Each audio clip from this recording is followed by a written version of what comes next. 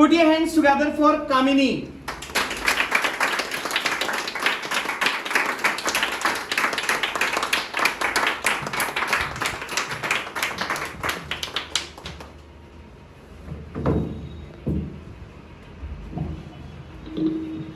Respected sir and all my dear friends, a very good evening to one and all. Today I am here to express my views on the topic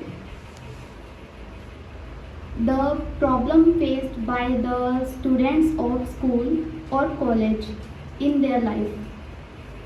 The biggest problem faced by the students in their life is when their teachers not completed the students' syllabus on time and the students were not able to face the exam. And the second problem is that when suddenly the teacher leave the school and a new teacher were come to teach the students were confused because every teacher has its own way to teach the students.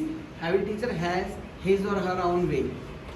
Every teacher has his or her own way, and all the parents and teachers were forcing to the students for their study. Are forcing to the students for their study, and the students is forcefully study and not getting good marks.